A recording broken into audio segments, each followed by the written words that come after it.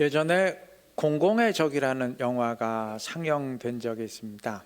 상당히 히트를 쳐서 2편, 3편까지 후속편이 나왔던 영화입니다. 이 영화 1편에서 배우 이성재 씨가 그 막대한 유산 상속을 위해서 부모를 칼로 찔러 죽이는 그런 폐륜 자식으로 나오고, 설경구 씨가 그의 범죄를 밝혀내는 형사 강철중으로 나오는데, 영화에 이러한 장면이 있어요. 그 폐륜 아들이 부모의 집에 들어가 부모를 잔인하게 칼로 찔러 살해합니다. 그런데 칼을 찔러대다가 자기 손에도 상처가 나고 손톱 조각이 떨어져 나갔어요. 아들이 밖으로 나간 뒤 피를 흘리며 쓰러져 있는 그 어머니의 눈에 아들이 떨어뜨린 손톱 조각이 들어왔습니다. 어머니는 죽기 직전 마지막 힘을 다해 손을 뻗어서 그 손톱을 입으로 삼킵니다. 왜 그랬을까요? 영화는 형사의 입을 통해 그 이유를 말합니다. 오래전 영화라 제가 인터넷 영화로 다시 확인을 했더니 이제 이렇게 말하고 있어요. 그 중간에 욕은 제가 바꿔서 말하겠습니다. 자식 새끼가 실수로 떨어뜨린 이것을 그 아줌마가 먹은 거거든. 부모가 그런 거거든. 자식 새끼가 자기를 찌른 놈이라도 숨겨주고 싶은 거거든. 네, 맞습니다. 손톱을 먹은 이유는 아들을 숨겨주기 위함이었습니다. 수사하는 경찰이 아들의 손톱을 발견하면 아들이 범인인 것이 발각될까 봐 숨겨주려고 일부러 삼킨 것이었습니다. 자기를 죽이는 폐륜 자식이라도 숨겨주고 싶은 게 그게 부모의 마음입니다. 물론 이건 영화지 실제 사건은 아닙니다. 하지만 누구라도 그래 부모라면 그럴 수 있지 동의하실 겁니다. 영화의 강철중 형사가 어머니 몸에서 손톱을 찾아내는 장면이 있어요. 강 형사가 마약 유통업자와 칼잡이를 대동하고 시체질로 가서 너희들 오늘 이 시신에서 단서 찾아내지 못하면 여기서 못 나간다 윽박지르다가 우연히 그 목에 걸린 손톱을 발견합니다. 마약업자가 강 형사에게 말해요. 식도에 걸린 것으로 봐서 네 할머니가 죽기 직전에 삼킨 건데 범인이 실수로 흘린 걸 이걸 왜 먹었을까? 야, 네가 아빠야. 근데 자식이 너를 칼로 찔렀어. 그럼 너 어떻게 할래? 죽여버리지, 그런 객섹스를. 이때 강 형사가 말합니다. 야, 네가 그래서 아빠가 못 되는 거야. 그리고 밖으로 나갑니다. 네가 그래서 아빠가 못 되는 거야. 맞아요. 자식이 자기를 찌른다고 죽여버리는 사람은 아빠 아니에요. 부모는 아무리 인간 이하의 폐륜 자식이라도 감싸주려 하는 사람입니다. 성경이 증언하지 않습니까? 아들 압살롬이 자기를 죽이겠다고 반란 일으켜 왕위에서 쫓겨났는데도 다윗은 아들 걱정을 하고 아들 압살롬이 죽었다는 소식에 슬퍼하며 통곡하지 않습니까? 다윗을 기름 부어 왕으로 세운 사람이 사무엘인데, 사무엘이 그토록 신실한 사람이었어도 자식 문제에서만큼은 범죄한 것 아시죠? 사사는 하나님이 세우는 것이지 절대 사람이 세우는 것이 아님에도 사무엘은 자신의 패역한 두 아들 요엘과 아비야를 이스라엘의 사사로 세웠습니다. 변명의 여지가 없는 명백한 범죄입니다. 그런데 다른 각도에서 본다면 평생을 신실하게 살았던 사무엘도 걸려 넘어지게 할 만큼 부모에게 자식은 절대적입니다. 사무엘이 어린아이 시절 하나님이 사무엘을 통해서 엘리 집안에 대한 심판을 선포한 것 아시죠? 성경의 기록을 보면 엘리 대제사장이 결코 하나님 무시하는 사람 아닙니다. 이 사람 신앙이 깊은 사람이에요. 그런데도 패역한 두 아들을 처벌하고 내치지 못해서 결국 하나님의 징벌 받았습니다. 자식이 아니었다면 엘리도 그렇게 흔들리지 않았을 겁니다. 자식이 아니었다면 사무엘도 그렇게 공과 사를 구분하지 못한 그런 사람 아니에요. 그런데 자식만큼은 하나님의 뜻을 무시하면서까지 감싸려 했습니다. 물론 어긋난 사랑, 빗나간 사랑이지만 그만큼 부모 마음은 자식을 향하게 돼 있습니다. 여러분, 부모라고 다 똑똑한 거 아니에요. 뭐 부모라고 다 수준 높은 지성인 아닙니다. 잘못될 수 있죠. 근데 한 가지는 분명해요. 이 세상에서 나를 가장 사랑하는 사람이 누구냐? 부모입니다. 그건 예외 없습니다.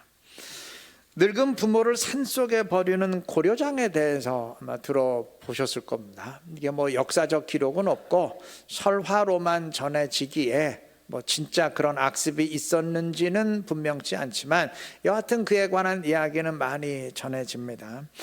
어떤 아들이 늙은 어머니 버리려고 이제 지게이고 깊은 산속으로 가는데 중간중간 어머니가 자꾸 나뭇가지를 꺾는 것이었어요. 이제 궁금한 아들이 왜 그러냐고 물었더니 이제 어머니가 답을 합니다.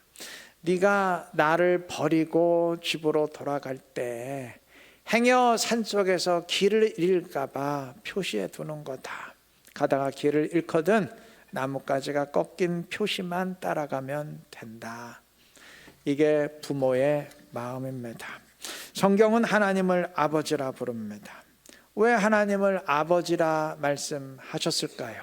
뭐 여러 이유가 있겠지만 인간 세상에서 하나님의 사랑을 가장 비슷하게 드러내는 사람이 부모이기 때문 아니겠습니까?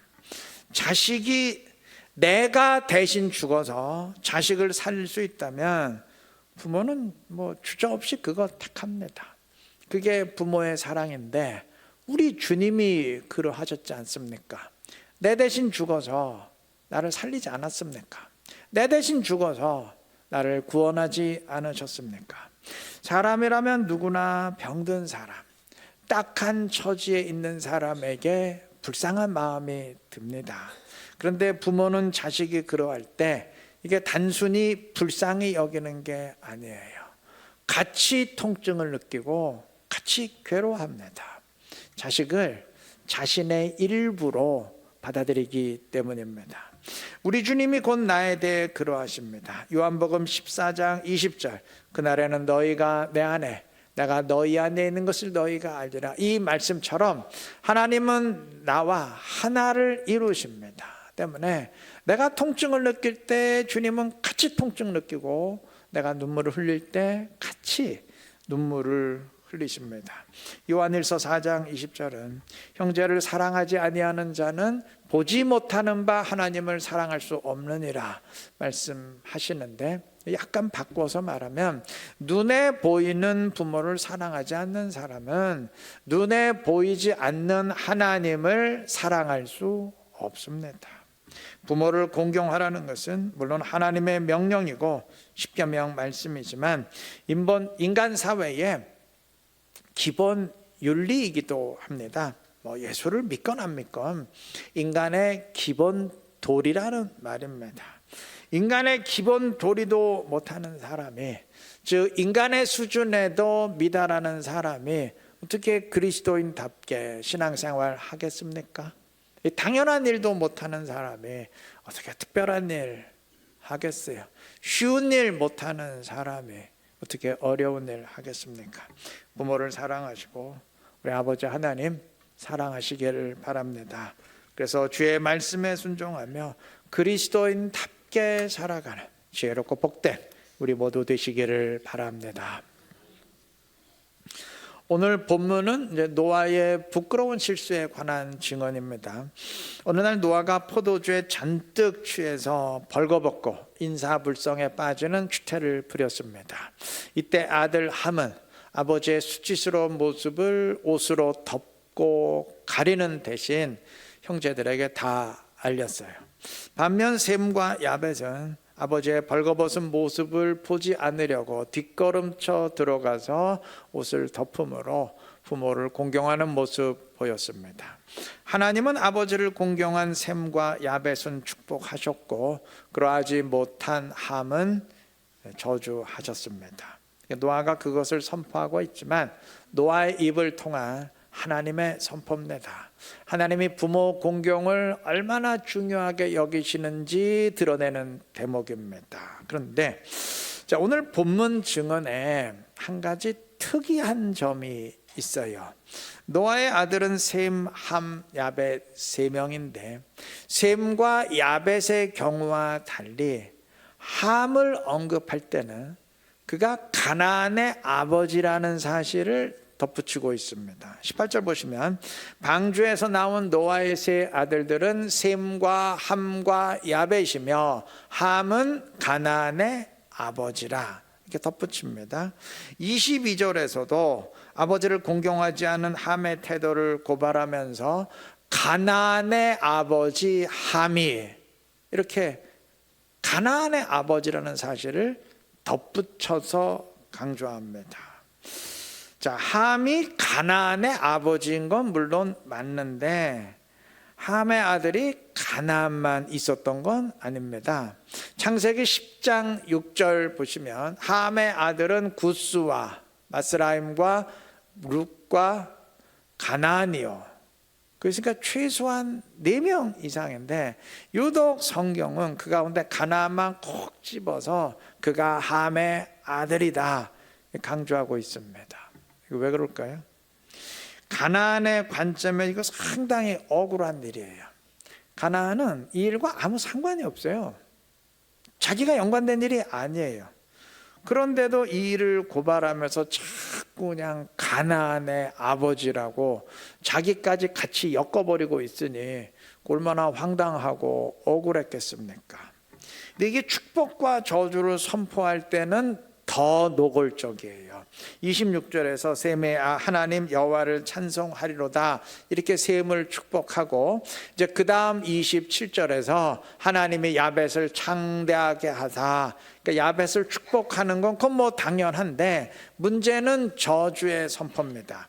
저주를 선포할 때는 가나안의 아버지 함이라고 이게 가나안까지 같이 끌고 들어가는 정도가 아니고 아예 함이 아닌 가나안에게 저주를 쏟아붓습니다. 25절 보시면 이에 이르되 가나안은 저주를 받아 그의 형제 종들의 종이 되기를 원하노라. 저주를 가나안에게 선포해요. 그 다음 26절 보시면 셈의 하나님 여호와를 찬송하리로다. 가나안은 셈의 종이 되고 역시 저주죠. 그 다음 27절 보시면 하나님이 야벳을 창대하게 하사 셈의 장막에 거하게 하시고 가나안은 그의 종이 되게 하시기를 원하노라. 이렇게 가나안에게 저주를 선포해요.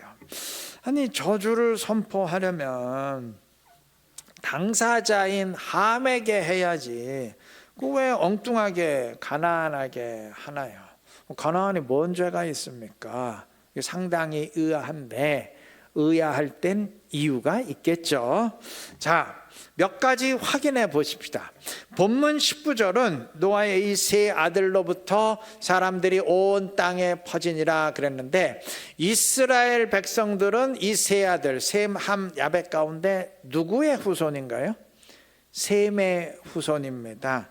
그 다음 11장은 10절부터 셈의 족보를 나열하면서 26절에서 아브라함의 아버지 데라와 아브라함을 분명히 언급했어요.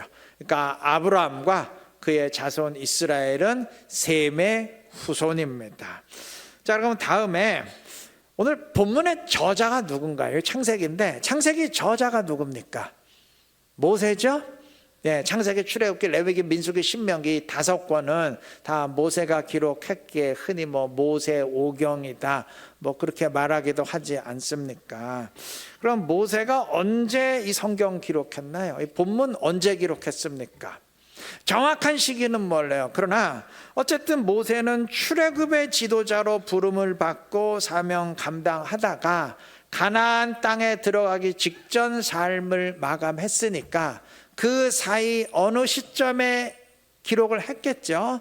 다시 말해서 오늘 본문이 증언하는 노아의 사건은 일어난 때로 보면 물론 출애굽 훨씬 이전의 일이지만 여하튼 본문을 기록할 때는 출애굽 광야 시기입니다. 그때 기록했어요.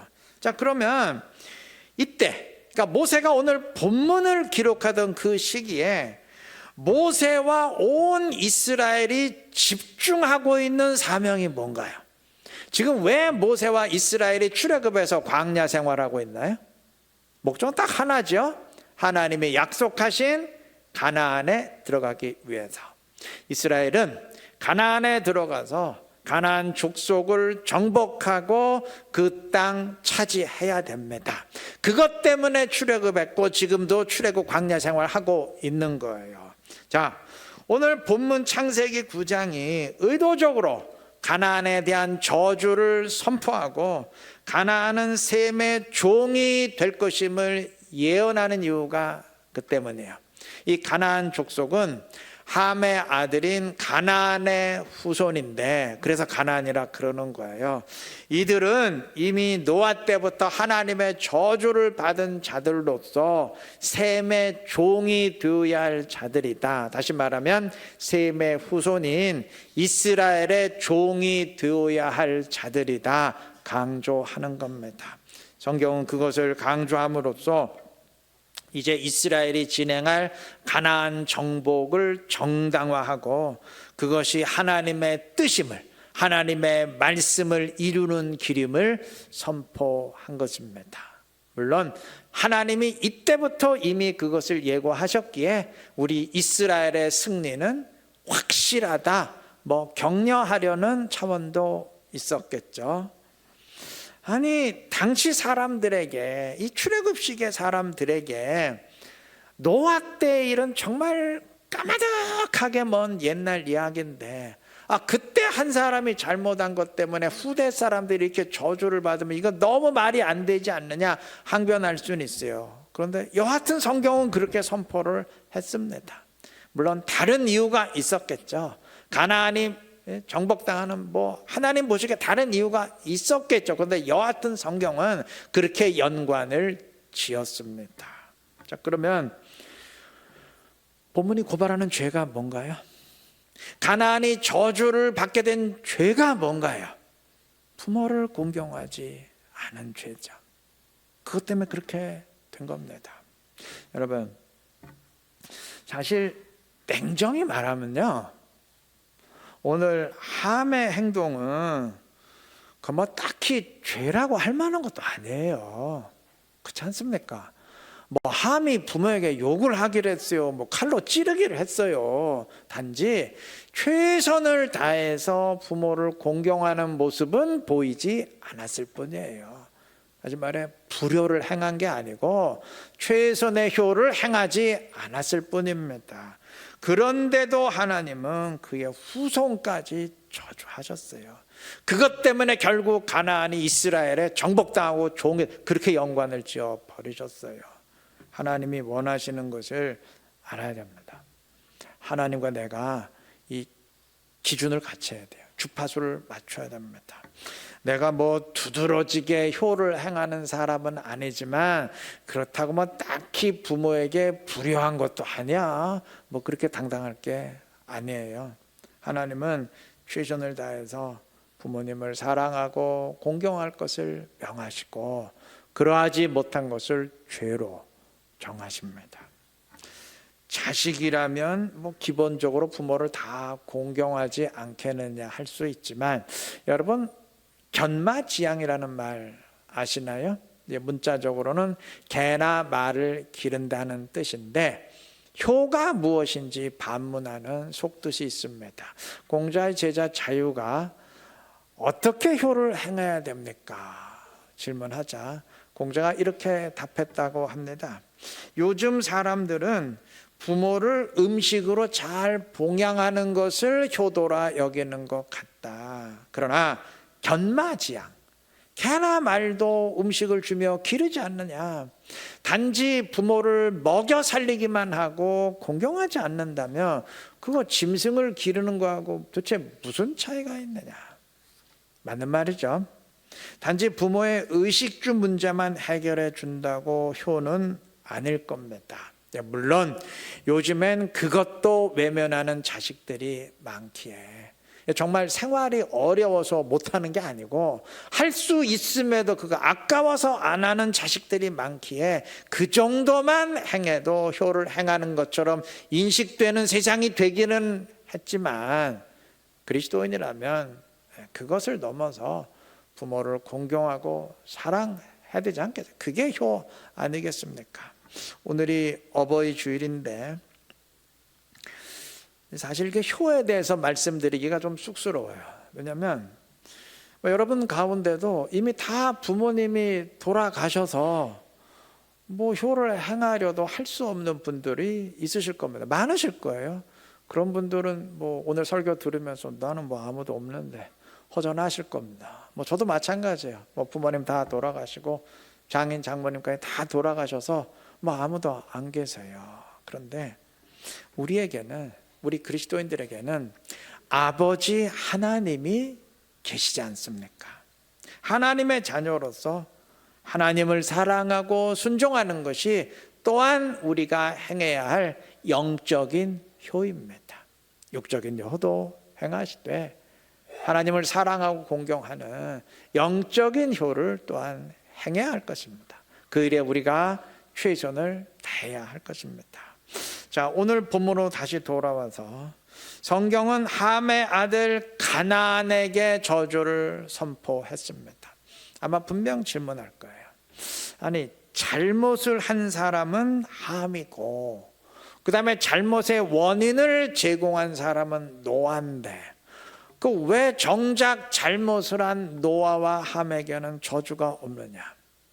아무 잘못도 없는 가나안에게는 저주를 쏟아부었는데 노아 함에게는 저주의 선포가 없어요. 이거 이런 법이 다 있느냐 할 수 있는데 이 두 사람은 사실 더 큰 벌을 받았습니다. 여러분, 나 때문에 자기 때문에 아들 가나안이 저주를 받았는데 아버지 함의 심정이 어떨 것 같아요? 내가 저주를 받는 것보다 나 때문에 자식이 대신 저주를 받는 것이 부모에게는 훨씬 더 큰 고통입니다. 그렇지 않습니까? 노아도 자기 때문에 자식과 손자가 고통을 당하게 되었으니 그건 더 큰 고통이죠. 그러니까 그들은 가나안보다 훨씬 더 큰 고통의 벌을 받았습니다. 그게 부모의 마음입니다. 우리 아버지 하나님도 마찬가지예요. 내가 영적으로 무너질 때 나보다 더 큰 고통 당하십니다. 만약 여러분 가운데 자식이 교도소에 갔다, 감옥에 갇혔다, 그럼 심정 어떨 것 같아요? 내 자식이 전쟁에 나가는데 좀 포로로 붙잡혔대요. 그 심정 어떨 것 같아요? 그 고통이 어떨 것 같습니까? 내가 영적 싸움에 패배해서 불순종하고 사단에게 묶일 때 우리 아버지 하나님이 그 고통 똑같이 느끼십니다. 자식이 묶인 고통 느끼십니다. 우리가 절대로 행해서는 안 될 영적인 불효입니다. 부모를 공경하시고 우리 아버지 하나님 사랑하시기를 바랍니다.